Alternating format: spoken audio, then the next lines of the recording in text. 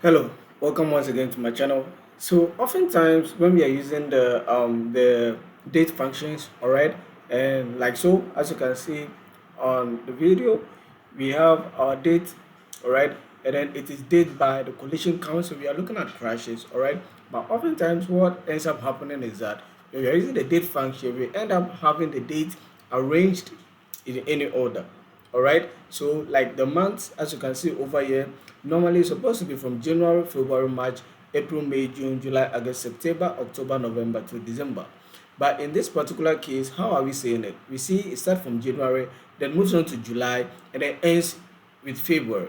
All right, and oftentimes this can be a little complicating and really bad when we are performing our analysis and we need a quick comparison. All right, we just need a quick way to look at January and February items, and then like that in that right order. Okay, and then we go into our report view and we see something like so, and this can be a little frustrating. And so in this video I just want to show you how we can rectify such a problem. All right, and so this is going to be a quick video, and we are just going to stop all the talking and delve right in. Okay, so let's say you have your report or you have your visualization and it's shown like this. Now the first thing that normally I like to do is to create a calendar table.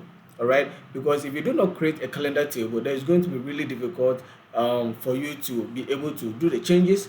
All right, and so the first thing that I need to do is to create a calendar table. Now how do you create a calendar table? It's easy to create a calendar table. All you need to do is to click on your data set. All right, I have already created my calendar table, but just to show you, click on your data set. All right, like so, NYC as a, so this is my actual data set.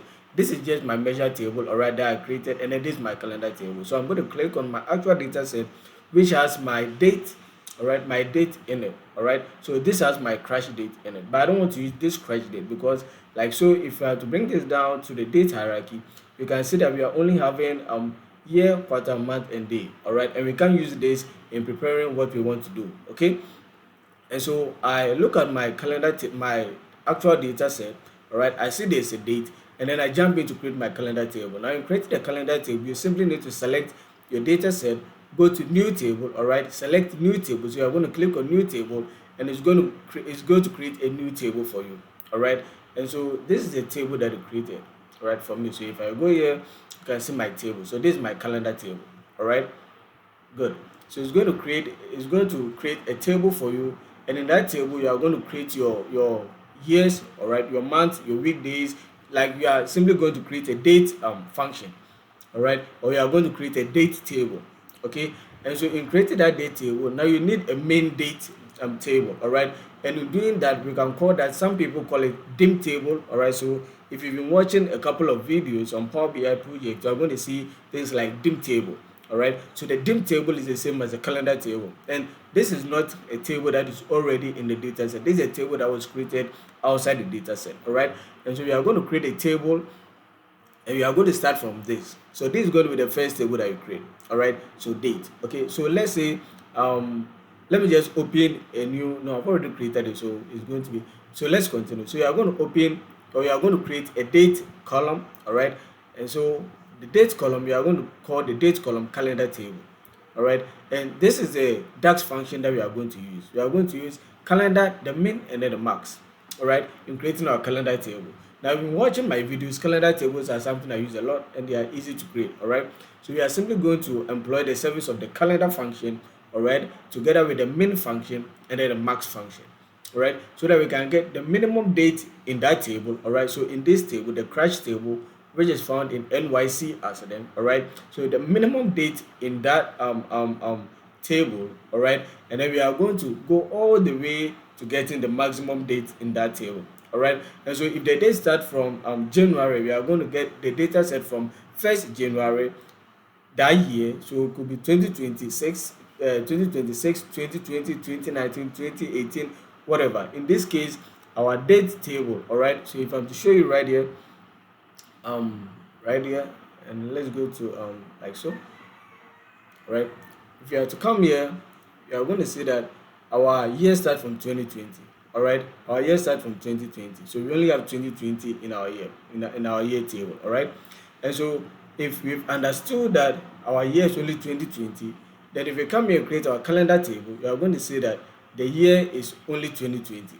Okay, all right. And so this is a formula to create our calendar table. You use a calendar, the min and then the max. You can copy this if you are just starting out, all right, and then you can practice and try it out, all right, as much as you can, just to get an idea. So it's simply calendar function, all right. So calendar, let me just clean this and show you. So it's simply the calendar, all right, like so. So calendar, all right, min, so minimum date that we are looking for. So in this case, crash date, all right. So minimum crash date, I'm going to close this. So that's for min, and then I'm going to comma, I'm going to say max, all right.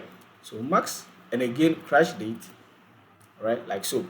And then I can now close it, and I can close it, all right, and that gives me the date. Okay, so that is simply how to find the date. So now that I've created this, now I'm going to create another column by simply right clicking on this, going to new column, all right, and then create a new column, and that new column I'm going to call it year, all right, and then this is going to be the formula. So year, and then the calendar table. So this date table, not the one in here, all right, this one. So it's simply the year, all right. So year, and a cow table. So this date, this one. So I'm selecting this, all right, and then like so. And then now my year is created, and then I do the same for month, all right. And for month, this is a formula that I use for month, all right. And then for week number, this is a formula I use.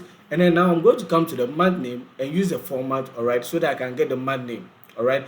This gives me the month, but it gives me the month in numbers, all right. So January 1, February 2, and so on and so forth. It took that from here, all right. But I don't want it in 1, 2, and 3. I want it in January, February, March, April, May, June, all right. And so that is why I created a month name column as well, and I formatted this with this. So this is simply the DAX formula, all right, or the DAX function for the month name, all right. And I created another for the week name, for the weekday, all right. So month name and then weekday, as well as week number and a month, so that this month is the same as this month, but instead of the one, we are using January to represent it.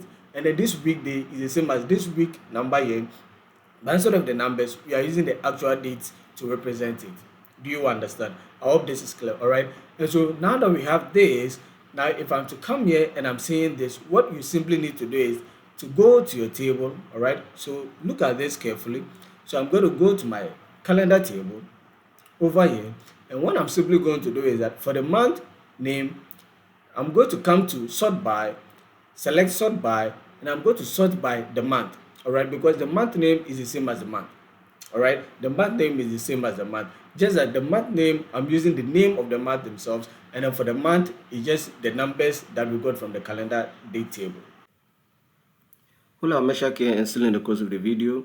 Just wanted to take a minute and to let you know that if you're a small business owner or someone trying to break into data analytics, hey, you should know that I can help you move faster without confusion. Over here, I offer one-on-one data analytics coaching where I teach you practical skills in Power BI, SQL, Excel, Python, right, and business insights tailored to your goals. Whether it's for improving decisions or landing a role, you are at the right place. I also need you to know that I've also created a Power BI beginner ebook that breaks everything down step by step, no jargon, no overwhelming. And so if you are ready to actually understand data and use it with confidence, I'll ask you to check the links right below. I've attached it to my video, alright, and you can see. So this is my one-on-one coaching where you can book a coaching session with me, and you can get to ask me questions directly, and I can help you to solve any problem that you are looking to solve when it comes to data analytics. You can also find my ebook here, all right. And so if there is something that you like, you can simply go in and then you can purchase it, and it's quite affordable, so you can just go in and purchase it, and trust me that you are going to get the value that you are looking for as you buy this. All right, so without much ado, I digress. Let's move back to the video. So in view of this, if I'm to sort by the month name, it's the same as sorting by the month. And likewise, if I'm to sort by the month, it's the same as sorting by the month name. Alright. Also, if you see me sorting by the weekday, especially if I'm looking at the information by weekday, alright, then I can also represent the weekday by sorting by the week number. Alright, which is this. Because now week now is the same as the weekday. Alright, I've just formatted this to give me that. Alright, and month is the same as the month name. I've just formatted this to give me that. So that where one represents the numerical values, alright, the other represents the string values. Okay, and so now that this is understood, if I come to sort by, since the question, all right, or what I'm looking at is for months, all right, so this is month by collation count. Okay, I'm going to go right in there and I'm going to say, all right, so I'm sorting by month. All right, so that now I can see that month one. So if I come here, this is month, I can see that one is for January, two is for February, three is for March, all the way to 12 being for December. All right, so it arranges it in that order. Okay, and so I'm going to come here and I'm going to say, all right, so I'm sorting by month.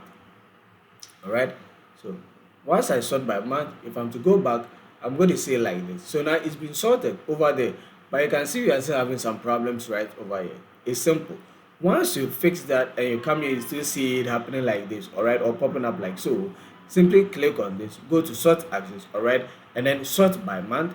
All right, it's still going to give you something like this. That is fine. You've sorted by the month, and you can change it to sort ascending. So you are sorting by month name in ascending order. All right, you are sorting by month name in ascending order because you've already gone to do the work and to inform Power BI that one is January, two is February, three is March. All right, you've already gone to do that. And so if you come here and it's so persistent, once we sort by the month name, all right, we can say, all right, by ascending order, and it's going to take the values from the month numerical column, all right, that was already provided over there, and then fix it accordingly. So now we can have our data set or the visualization that we are looking to perform looking exactly how we want it, where January, February, March, April, May, June, July, August is the right format for our visualization.